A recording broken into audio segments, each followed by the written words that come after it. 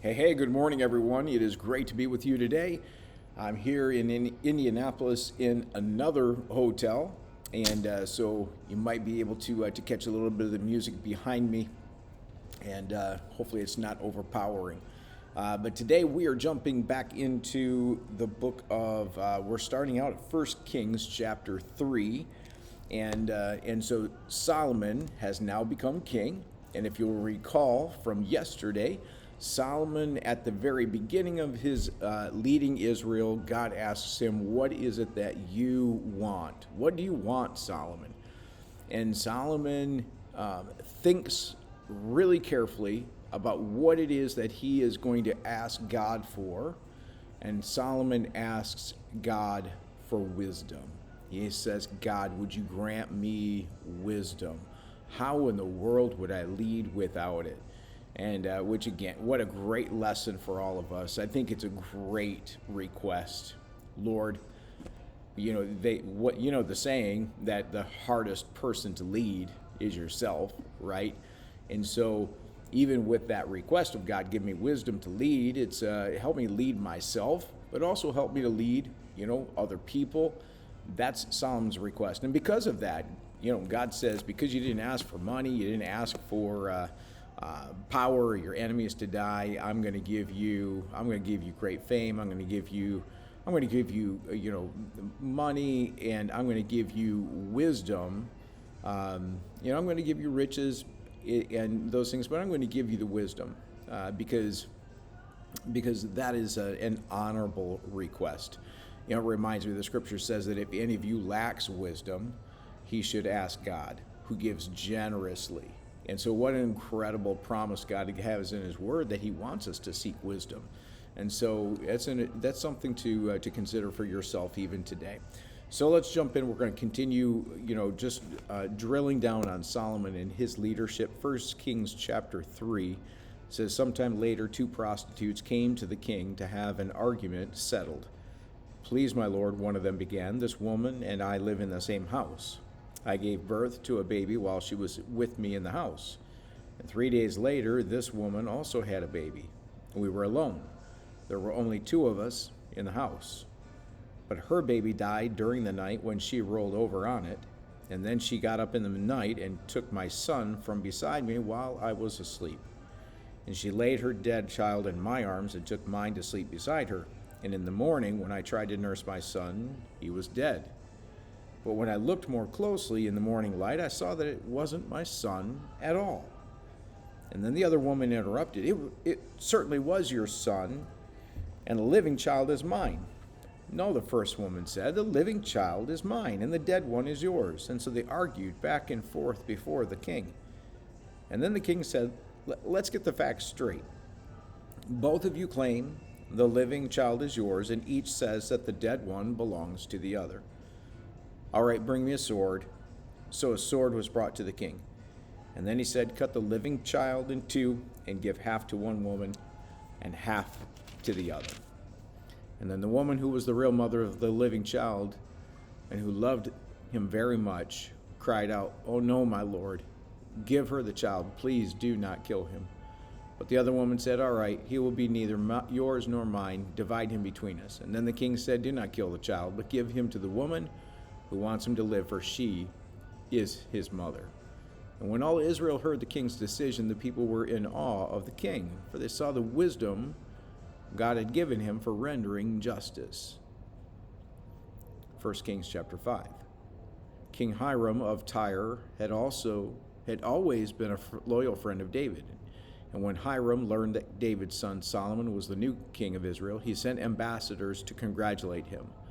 And then Solomon sent this message back to Hiram: "You know that my father David was not able to build a temple to honor the name of the Lord his God because of the many wars waged against him by surrounding nations. He could not build until the Lord gave him victory over all his enemies.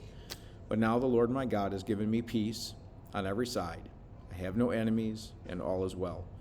So I am planning to build a temple to honor the name of the Lord my God, just as he had instructed my father David. For the Lord told him, 'Your son, whom I will place on your throne, will build the temple to honor my name.' Therefore, please command that cedars from Lebanon be cut for me. Let my men work alongside yours, and I will pay your men whatever wages you ask.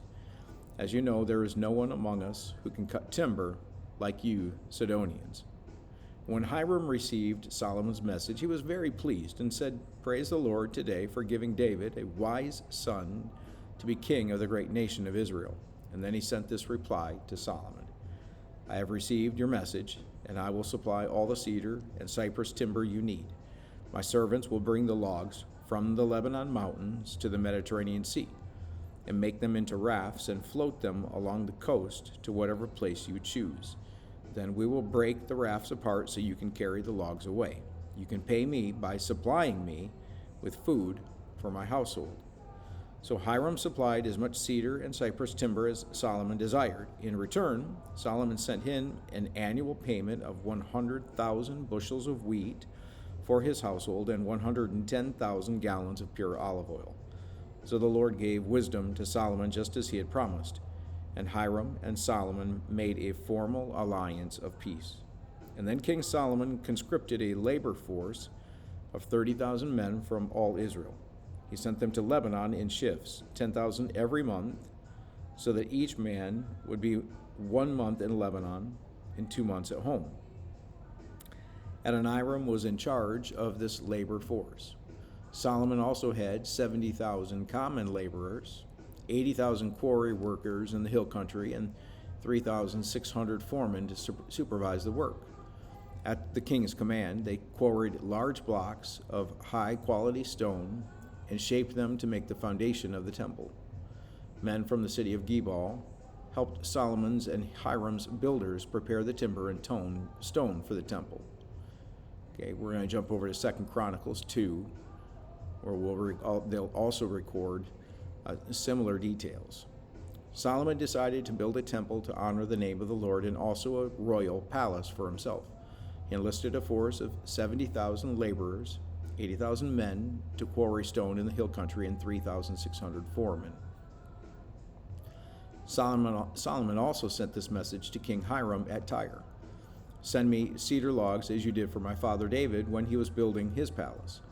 I'm about to build a temple to honor the name of the Lord my God. It will be a place set apart to burn fragrant incense before him, to display the special sacrificial bread, and to sacrifice burnt offerings each morning and evening, on the Sabbaths, at the new moon celebrations, at the other appointed festivals of the Lord our God.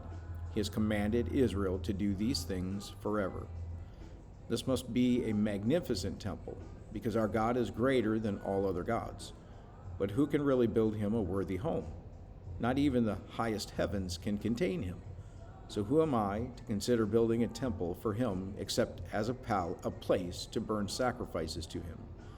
So send me a master craftsman who can work with gold, silver, bronze, and iron, as well as with purple, scarlet, and blue cloth. He must be a skilled engraver who can work with the craftsmen of Judah and Jerusalem who were selected by my father David. Also send me cedar, cypress, and red sandalwood logs from Lebanon, for I know that your men are without equal at cutting timber in Lebanon. I will send my men to help them. An immense amount of timber will be needed, for the temple I'm going to build will be very large and magnificent. In payment for your woodcutters, I will send 100,000 bushels of crushed wheat, 100,000 bushels of barley, and 110,000 gallons of wine, and 110,000 gallons of olive oil." King Hiram sent this letter of reply to Solomon: "It is because the Lord loves his people that he has made you their king. Praise the Lord, the God of Israel, who made the heavens and the earth. He has given King David a wise son, gifted with skill and understanding, who will build a temple for the Lord and a royal palace for himself. I'm sending you a master craftsman named Hiram Abai, who is extremely talented. His mother is from the tribe of Dan in Israel, and his father is from Tyre. He is skillful at making things from gold, silver, bronze, and iron, and he also works with stone and wood. He can work with purple, blue, and scarlet cloth and fine linen. He is also an engraver and can follow any design given to him. He will work with your craftsmen and those appointed by my lord David, your father. Send along the wheat, barley, olive oil, and wine that my lord has mentioned. We will cut whatever timber you need from the Lebanon mountains, and will float the logs in rafts down the coast of the Mediterranean Sea to Joppa. From there you can transport the logs up to Jerusalem. Solomon took a census of all foreigners in the land of Israel, like the census his father had taken, and he counted 153,600. He assigned 70,000 of them as common laborers, 80,000 as quarry workers in the hill country, and 3,600 as foremen. 1 Kings 6. It was in mid-spring, in the month of Ziv, during the 4th year of Solomon's reign, that he began to construct the temple of the Lord. This was 480 years after the people of Israel were rescued from their slavery in the land of Egypt. The temple that King Solomon built for the Lord was 90 feet long, 30 feet wide, and 45 feet high. The entry room at the front of the temple was 30 feet wide, running across the entire width of the temple. It was projected outward 15 feet from the front of the temple. Solomon also made narrow, recessed windows throughout the temple. He built a complex of rooms against the outer walls of the temple all the way around the sides and rear of the building. The complex was 3 stories high, the bottom floor being 7.5 feet wide, the second floor being 9 feet wide, and the top floor 10.5 feet wide. The rooms were connected to the walls of the temple by beams resting on ledges built out from the wall. So the beams were not inserted into the walls themselves. The stones used in the construction of the temple were finished at the quarry, so there was no sound of a hammer, axe, or any other iron tool at the building site. The entrance to the bottom floor was on the south side of the temple. There were winding stairs going up to the second floor, and another flight of stairs between the second and third floor. After completing the temple structure, Solomon put in a ceiling made of cedar beams and planks. As already stated, he built a complex of rooms on 3 sides of the building, attached to the temple walls by cedar timbers. Each story of the complex was 7.5 feet high. Then the Lord gave this message to Solomon: "Concerning this temple you are building, if you keep all my decrees and regulations and obey all my commands, I will fulfill through you the promise I made to your father, David. I will live among the Israelites and will never abandon my people Israel." 2 Chronicles 3. So Solomon began to build the temple of the Lord in Jerusalem on Mount Moriah, where the Lord had appeared to David his father. The temple was built on the threshing floor of Araunah, the Jebusite, the site that David had selected. The construction began in mid-spring during the 4th year of Solomon's reign.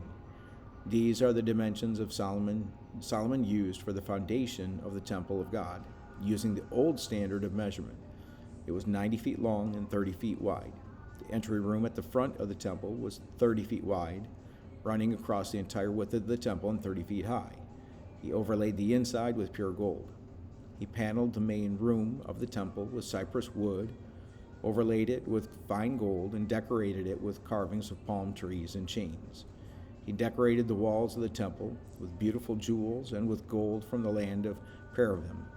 He overlaid the beams, thresholds, walls, and doors throughout the temple with gold, and he carved figures of cherubim on the walls. He made the most holy place 30 feet wide, corresponding to the width of the temple, and 30 feet deep. He overlaid its interior with 23 tons of fine gold. The gold nails that were used weighed 20 ounces each. He also overlaid the walls of the upper rooms with gold. He made 2 figures shaped like cherubim, overlaid them with gold, and placed them in the most holy place. The total wingspan of the 2 cherubim standing side by side was 30 feet. One wing of the first figure was 7.5 feet long, and it touched the temple wall. The other wing, also 7.5 feet long, touched one of the wings of the second figure. In the same way, the second figure had one wing 7.5 feet long that touched the opposite wall. The other wing, also 7.5 feet long, touched the wing of the first figure. So the wingspan of the 2 cherubim side by side was 30 feet. They stood on their feet, and faced out toward the main room of the temple. Across the entrance of the most holy place, he hung a curtain made of fine linen, decorated with blue, purple, and scarlet thread, and embroidered with figures of cherubim. 1 Kings 6:14. So Solomon finished building the temple. The entire inside, from the floor to the ceiling, was paneled with wood. He paneled the walls and ceilings with cedar, and he used planks of cypress for the floors.